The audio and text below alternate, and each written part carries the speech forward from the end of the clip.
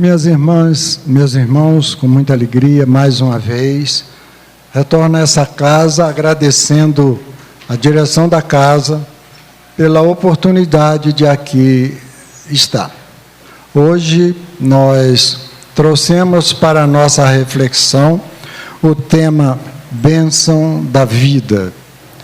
Quando nós nos preparamos para uma nova oportunidade reencarnatória, os amigos espirituais, em nome do nosso Pai Celestial, do nosso governador Jesus, nosso amado Mestre, eles, quando temos condições, eles nos colocam à disposição para ser elaborado um plano de vida.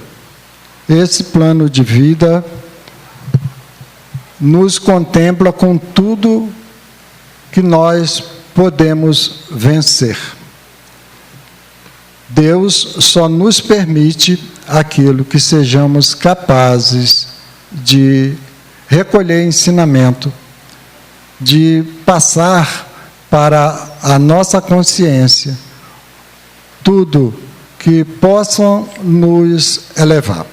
Então, o espírito, como todos nós sabemos, é imortal, mas esse corpo é transitório, ele vai passar por um período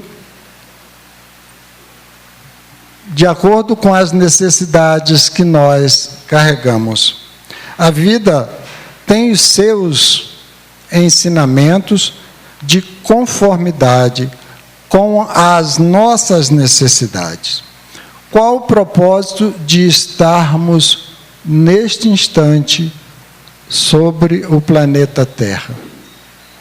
Nós evoluirmos, nós aprimorarmos os nossos conhecimentos, sejam morais, sejam intelectuais, porque fazem parte das nossas necessidades, o conhecimento e a moralidade. E como o próprio tema diz, a vida é uma bênção que Deus nos oferece em toda a sua misericórdia, embora nós não observemos como devia as leis que Ele escreveu em nossas consciências. Nem assim Ele deixa de nos amar. Ele deixa de nos oferecer oportunidades para a nossa elevação. Então, preservar esse corpo físico que habitamos hoje é um dever que todos nós carregamos. Quando nós falamos em preservar, é no sentido amplo da palavra. Qualquer coisa que nós façamos que venha prejudicar a integridade do nosso corpo, nós nos colocamos à disposição das leis divinas, em particular da lei de causa e efeito, e responderemos pelo ato insano que tivermos cometido. Então, começando na nossa condição de maior simplicidade, lá quando ainda éramos espíritos muito atrasados, no sentido de elevação. Nós fomos orientados pelos representantes celestes a nos mantermos próximo do cumprimento das leis que o nosso Pai Celestial escreveu em nossas consciências. Começamos lá da parte mais simples, do átomo simples.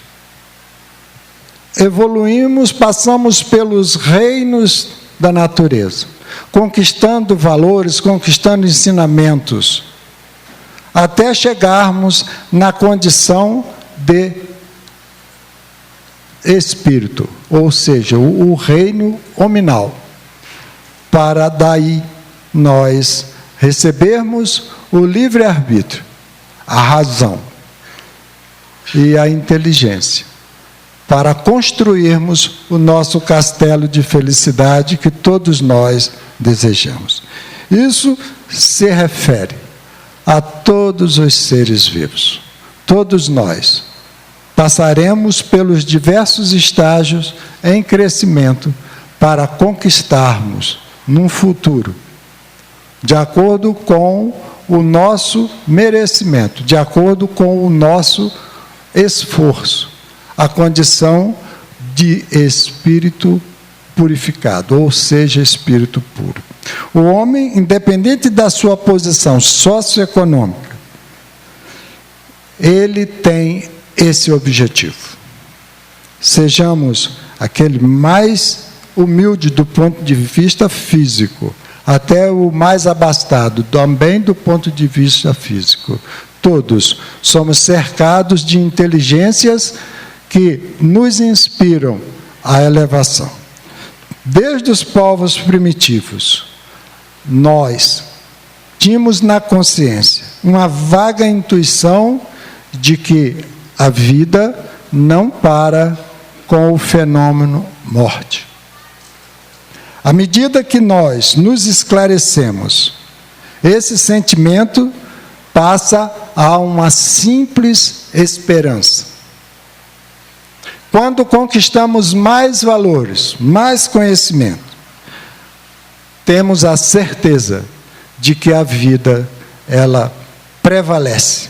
O que morre é esse corpo físico. Jamais morreremos. Passamos de situações em situações, com o objetivo de absorvermos conhecimento. No livro Quem Tem Medo da Morte, de Richard Simonetti, o autor faz umas referências com relação ao nosso planeta. O que é o planeta Terra? Vai depender do patamar evolutivo que nós nos encontramos. Para muitos, o planeta é uma oficina, ou seja, aqueles espíritos que já conquistaram valores suficientes para, no exercício daquilo que ele já aprendeu, poder desenvolver atividades edificantes. A Terra poderá ser chamada de um hospital. Para aqueles espíritos que carecem de reajuste, para aqueles espíritos que necessitam de um trabalho de reparação. E pode ser também chamado de prisão. Para nós, os espíritos recalcitrantes, teimosos, reincidentes, aqueles espíritos que, mesmo conhecendo as leis divinas escritas na consciência, mesmo assim, permanece no erro. E só sairá, segundo a palavra do Cristo, quando houver pago até o último ceitil. Alguém poderia dizer, mas Deus é muito duro, Ele castiga aos seus filhos quando erra. Em absoluto, Deus jamais nos castiga, Deus jamais nos oferece benefício, porque Ele não necessita desse aspecto. Ele já criou leis que estão escritas dentro de nós, que em observando essas leis, faremos teremos um procedimento coerentes para não precisar passar por dificuldades dolorosas. E por que passamos por essas dificuldades? Porque deixamos de observar as leis.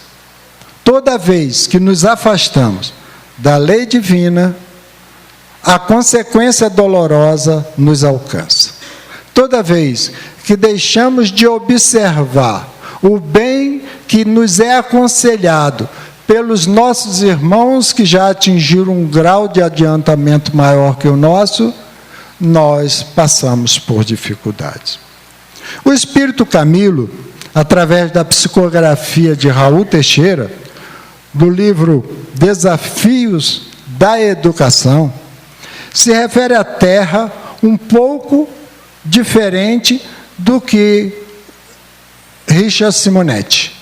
Enquanto Richard Simonetti faz um catálogo da Terra como oficina, hospital, prisão, Raul Teixeira, ou melhor, Camilo, ele classifica a Terra como uma escola, puramente escola. Todos nós sabemos o trabalho da escola. Qual o propósito da escola? Contribuir com a nossa educação. O trabalho da escola: fazer acelerar os conhecimentos legais que já carregamos para seguirmos na direção da luz, que é o nosso Pai Celestial. Nós aprendemos toda a vida. Nós aprendemos sempre. E quando não aprendemos, não somos relegados, não somos deixados ao lado. Nosso Pai, ainda assim, tem misericórdia conosco e nos oferece aquilo que se faz suficiente para o estágio em que nós nos encontramos. Então, somos matriculados nessa escola, de acordo com as nossas necessidades. Como se dá essa matrícula na escola? A matrícula na escola se dá na escola física. Nossos pais vão lá, dão o nosso nome, levam os documentos e os coordenadores da matrícula fazem a nossa inscrição. Não é assim? Muito semelhante é o trabalho dos amigos espirituais na nossa matrícula do planeta. Poderá ser esse planeta Terra, poderá ser um planeta que com certeza será compatível com aquilo que nós possuímos. Então, vamos facilitar a nossa interpretação. Pura e simplesmente planeta Terra. Não vamos pensar, por enquanto, noutros planetas, noutras galáxias. Como se dá a matrícula? Alguém sabe responder? Na concepção. É a família espiritual que nos recebe. E o momento da matrícula é a concepção do óvulo.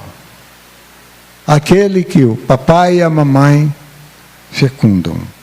Nós e os nossos colegas de turma são colocados conforme as referências de sentimento, conforme as vibrações, conforme as emanações que existem entre um e outro. Importante lembrar que não somos colocados na família por acaso. Nós somos determinados de acordo com os nossos compromissos. Esse determinado aí é o nosso plano de vida. Porque o nosso Pai Celestial, Ele nos respeita a liberdade, porque foi Ele quem nos concedeu a liberdade de livre escolha.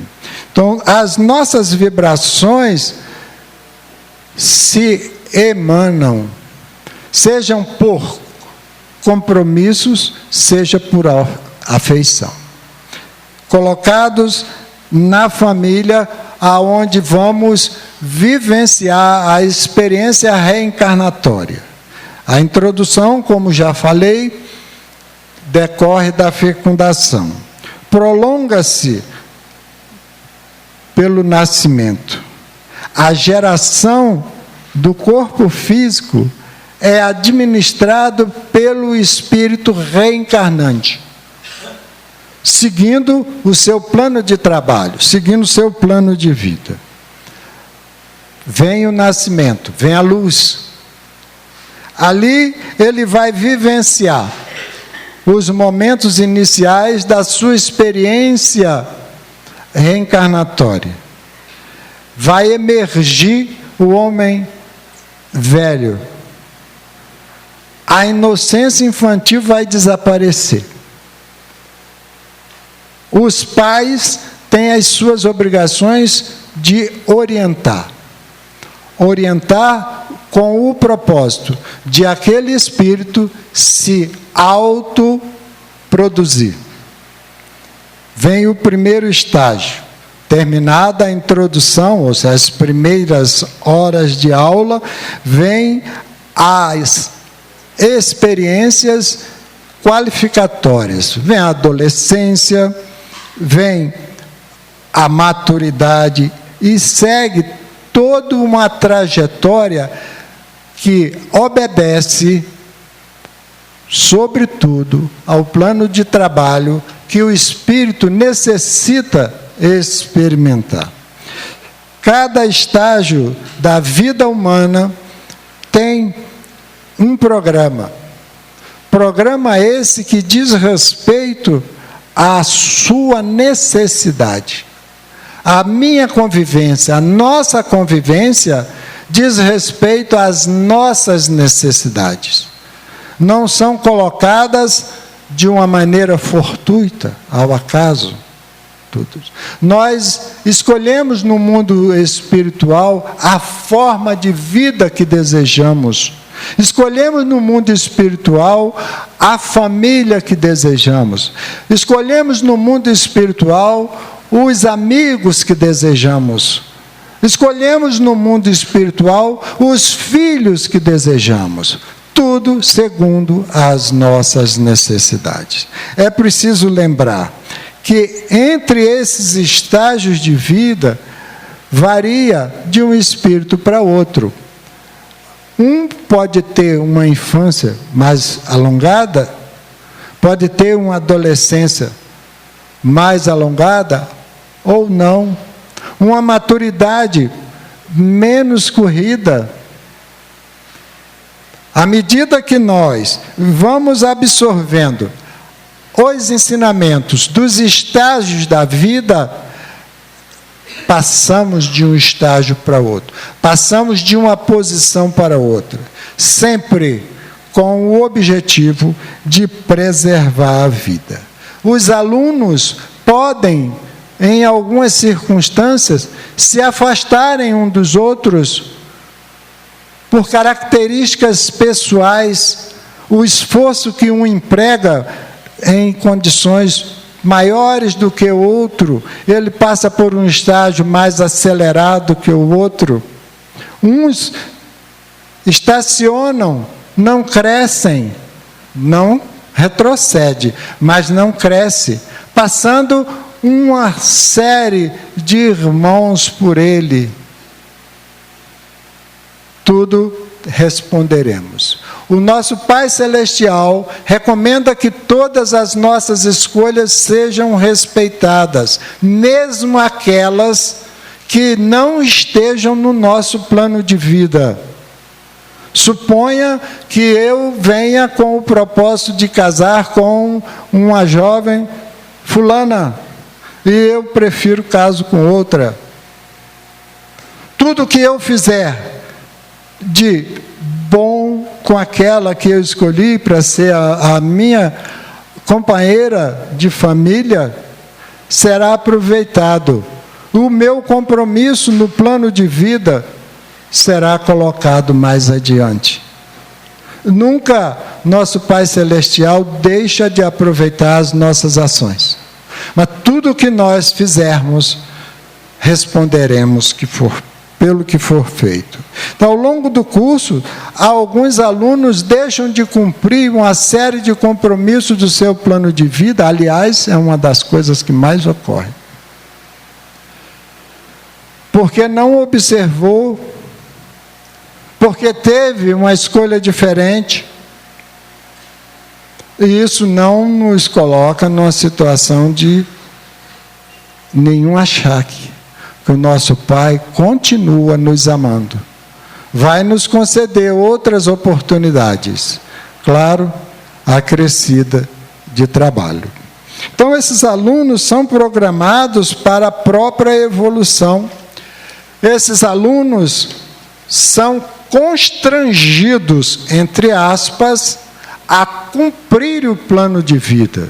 Se ele não desejar, responderá por isso. Então, cada aprendiz se demora o tempo que se faz necessário para as suas aquisições. Não existe um padrão. Um defeito moral que nós carregamos pode, numa encarnação, desaparecer. Pode levar muitas encarnações e ainda assim não desaparecer esse defeito moral. Então, os estágios da vida. Nós conhecemos um sem número de exemplos. Muitos espíritos nos afirmam que alguns espíritos, no momento da sua reencarnação, ele se atordoa, se amedronta e foge ao compromisso. E nós temos aí o aborto. Não prossegue a sua responsabilidade. Muitas vezes tentam uma vez, duas, até mais, e ele não prossegue.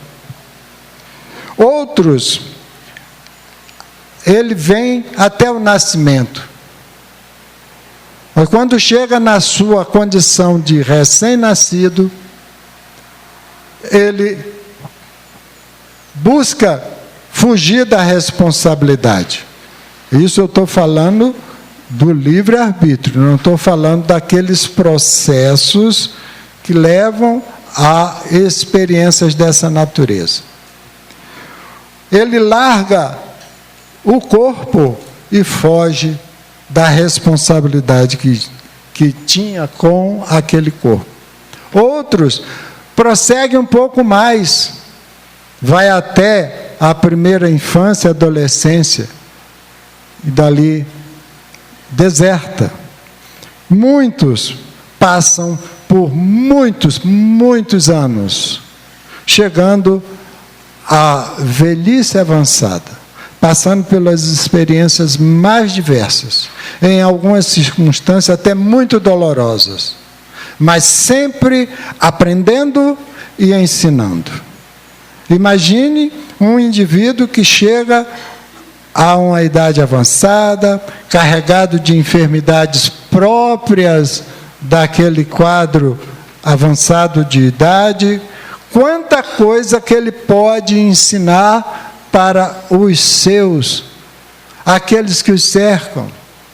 O indivíduo que carrega uma doença degenerativa que fazia parte do seu plano de vida, quanta responsabilidade que ele transmite para aqueles que estão à sua volta, em ressarcir compromissos que teriam com a vida, com aquele espírito, ou com outro espírito, aonde ele se comprometeu. Então não existe, como já foi falado e muitas vezes nós vamos ouvir, não existe o acaso na obra divina. Aquele espírito que a gente imagina, coitado, como sofre. Ele não é um sofredor. Ele é alguém que está tendo a oportunidade de cumprir a lei. Jesus disse isso no Sermão da Montanha.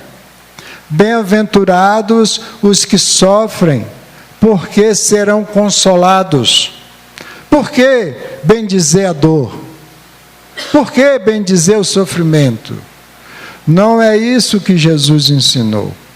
O que ele ensinou para nós, nessa passagem da bem-aventurança, foi mostrar a responsabilidade que o Espírito carrega em si e sabe que se ele se resignar por uma experiência dolorosa, ele vai sair vitorioso.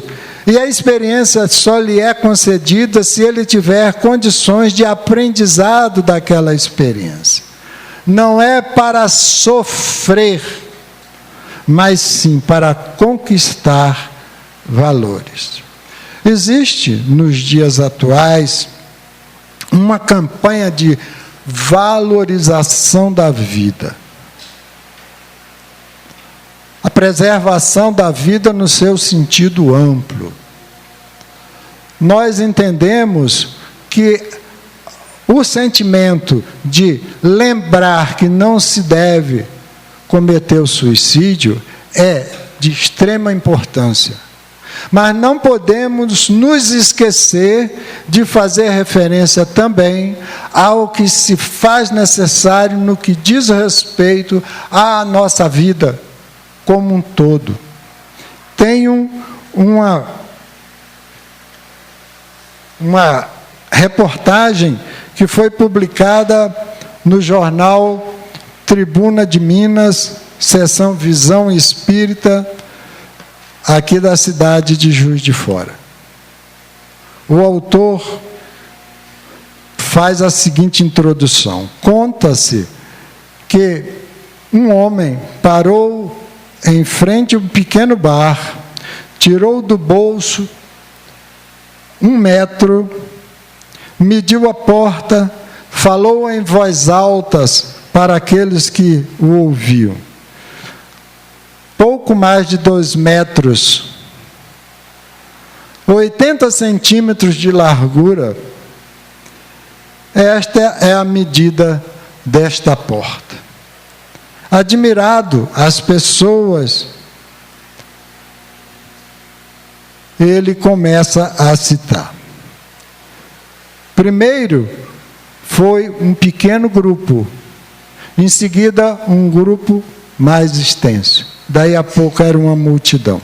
Voltando aos curiosos, esse homem disse: imagine, essa porta de pouco mais de 2 metros de altura, por 80 centímetros de largura, parece mentira. Eu passei por ela perdendo tudo. Não foram apenas os bens materiais. Também passou minha saúde.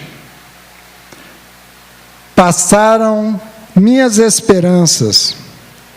Passaram as esperanças da minha esposa. Passou toda a felicidade do meu lar. Além disso, passou também minha dignidade, a minha honra, meus sonhos, meus planos.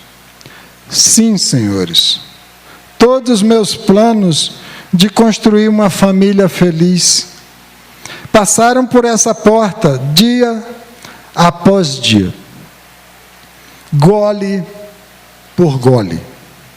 Hoje eu não tenho mais nada, nem família, nem saúde, nem esperança.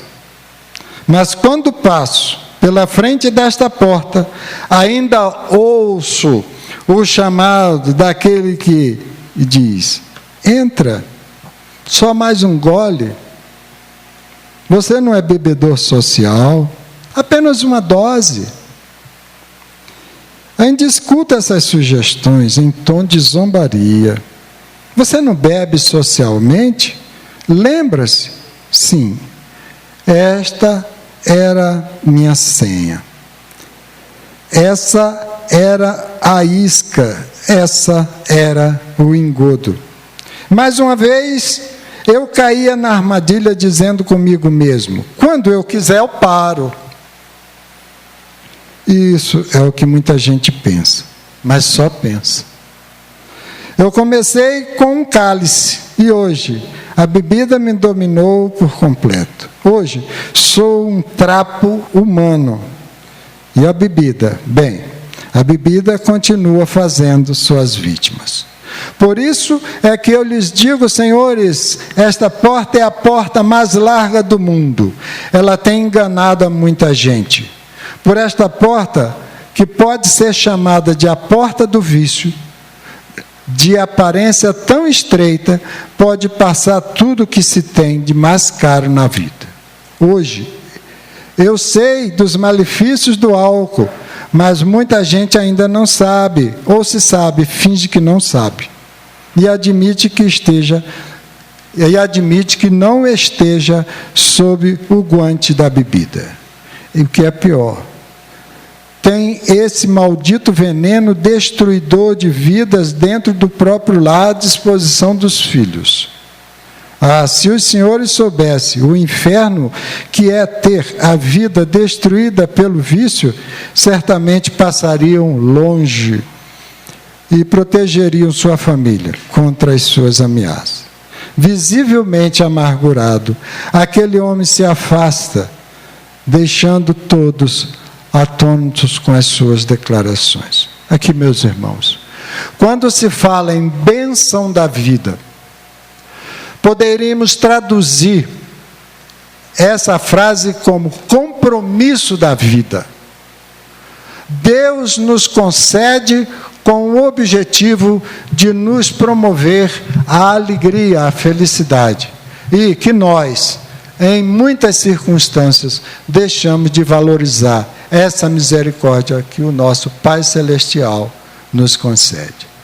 Agradeço com o coração cheio de paz a todos que me ouviram, em particular a diretoria que me concedeu essa oportunidade. Que Jesus esteja conosco sempre.